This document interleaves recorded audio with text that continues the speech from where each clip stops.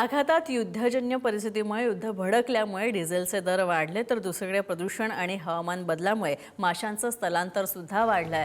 मासेमारीसाठी लागणाऱ्या जाळ्या, बोटींचं साहित्य आणि इतर उपकरणांचा पुरवठा सुद्धा आता विस्कळीत झालाय। ससून डॉक मार्केट त्यामुळे आता ठप्प होण्याच्या मार्गावर आहे।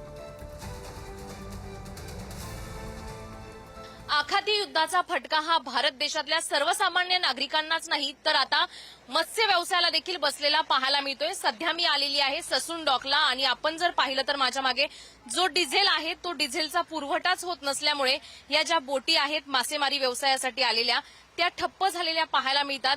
त्यामुळे आता येणाऱ्या काळामध्ये खवयांच्या ताटातून थेट मासे गायब होणार का असा प्रश्न आता खवयांना पडलेला आहे आणि मासेमारीचा जो व्यवसाय आहे तो आता ठप्प होणार असल्याची चिंता आता मासे विक्रेत्यांना, मच्छीमार संघटनांना देखील पडते। आपल्यासोबत मच्छीमार संघटनेचे जयेश देखील आहेत। जयेशजी, नेमकं काय प्रकरण आहे, काय झालंय, या बोटी का इथे थांबलेल्या आहेत? असं झालंय की आता जे युद्ध चालू आहे इराण आणि इस्रायलचा, त्याच्यामुळे आम्हाला मोठा फटका हा मच्छीमारांना बसलेला आहे।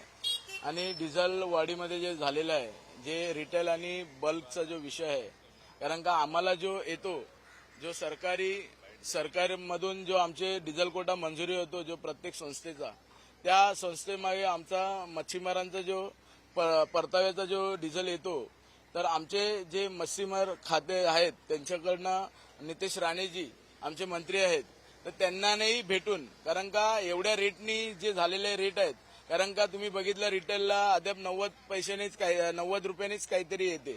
तर आम्हाला 115 रुपये, आजच मी सेल्स ऑफिसरची वार्ता केली आणि आज 17 तारखेला मार्चला आम्ही टँकर मागवलेला, त्याच्यानंतर अजिबात आम्ही टँकर मागवला नाही। तर असे एवढे पैसे वाढताना जर बोट मालकांना जर परवडत नसेल तर कोणी डिझेल घेणार नाही आणि सगळे संस्था असे ठप्प होतील। देवेंद्रजी यांना आमचं मच्छीमारांची विनंती आहे की लवकरात लवकर मच्छीमारांना कुठेतरी, महाराष्ट्राच्या मच्छीमारांना दिलासा भेटला पाहिजे, कारण का जर हे युद्ध असं चालूच राहिलं आणि असं जर राहिलं तर परत सगळे मच्छीमार असेच बंद राहून सगळ्यांचे बोटे बंद राहतील आणि उद्ध्वस्त होतील। कॅमेरामॅन रोहनसह शिल्पा नरवडे, पुढारी न्यूज, मुंबई।